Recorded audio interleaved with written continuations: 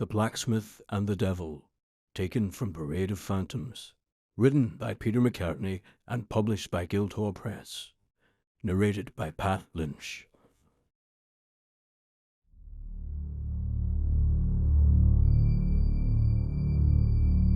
The Blacksmith and the Devil.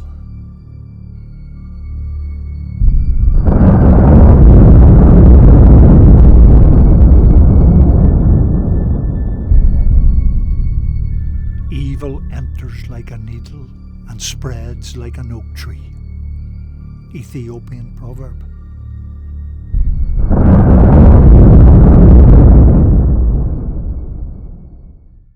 For many years, Herd Street linked St Colum's Wells to Long Tower Street on the edge of the Bogside area of the city. At the top of this street, there reputedly once stood a livery stable and a forge. The blacksmith who worked there was an addicted gambler and drinker. Every evening, men from the area, much to the annoyance of their wives, would gather in the stable to drink and play cards until the early hours of the morning. Invariably, the blacksmith would end up winning what little money they each had. Eventually, a group of angry wives pleaded with the parish priest to confront the smith and demand an end to his deplorable activities. The priest consented and made his way to the stable to challenge the blacksmith. "I command you in the name of God to cease your odious gambling and drinking habits at once, or mark my words, dire consequences will surely befall you." Unperturbed by the priest's ranting, the blacksmith countered mockingly. Go to hell, priest, and mind your own business." The priest trembled with anger and bellowed, "How dare you? Don't you know you are doing the devil's work?" "You know what, priest? If I were ever to meet the devil himself, I'd challenge him to a game of cards." The priest crossed himself at the smith's blasphemy and left with the sombre warning, "You shouldn't make such unholy statements. Be careful what you wish for." Not long after, on a particularly stormy night, the blacksmith was in the stable drinking and playing cards alone. A sudden, loud knock on the stable door startled him. Who the hell could that be in this damnable weather? However, thinking that it might be one of the locals come to gamble away their hard-earned cash, he hurried to answer it. The blacksmith opened the door and was confronted by a tall, lean man wearing a long black cloak, standing stony still. The man's gaunt face was deathly pale in colour, and a faint, eerie glow seemed to issue from his deep, sunken eyes. The smith felt very uneasy standing before this strange, intimidating figure. He curtly asked the nature of the stranger's visit. "What do you want?" The stranger quietly replied, "I was hoping you might let me shelter from the storm, and perhaps spare some food and drink. I have money. I can pay."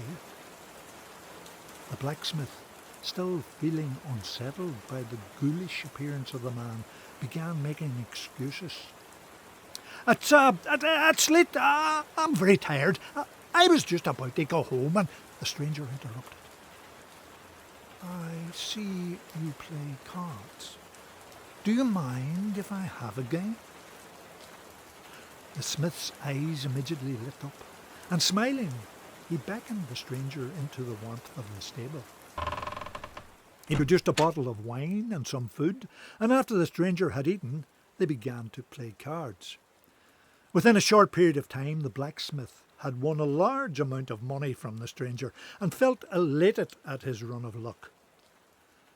They played for hours, and the more they played, the more he won. Eventually, the stranger made a suggestion. Would you be up for doubling the stakes? Give me a chance to win back at least some of my losses. The blacksmith readily and gleefully agreed. After all, he was on a winning streak. He couldn't lose. As the game went on, however, it now became the stranger's turn to win. The smith's luck appeared to leave him completely, and he cursed and swore inwardly at his opponent's good fortune.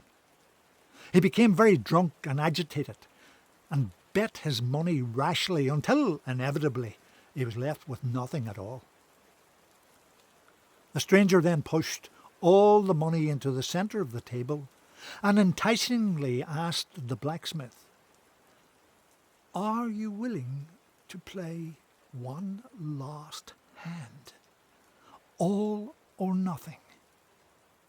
Eager to recoup his losses, the smith asked, "What would you accept to cover such a large amount of money? The stable and the forge, perhaps?"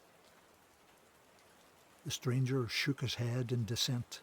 Then, staring at the smith, he uttered in a chilling voice, "I will only accept your immortal soul." Cold beads of sweat erupted on the blacksmith's forehead as the priest's words of warning now resounded in his mind. It was the devil incarnate he was playing cards with. The shock of this stark realization, however, lasted only momentarily. Without further thought or hesitation, he accepted the bet. The game was played, and the blacksmith lost.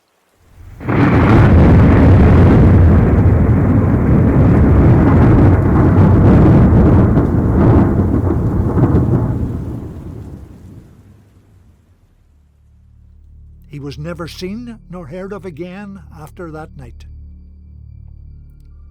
When the locals were finally sure he would not be coming back, they set fire to the stable and forge.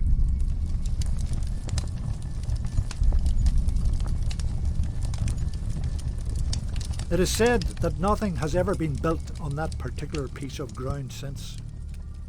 And even today, some older residents of the Bogside still talk warily of the blacksmith and the devil's card game.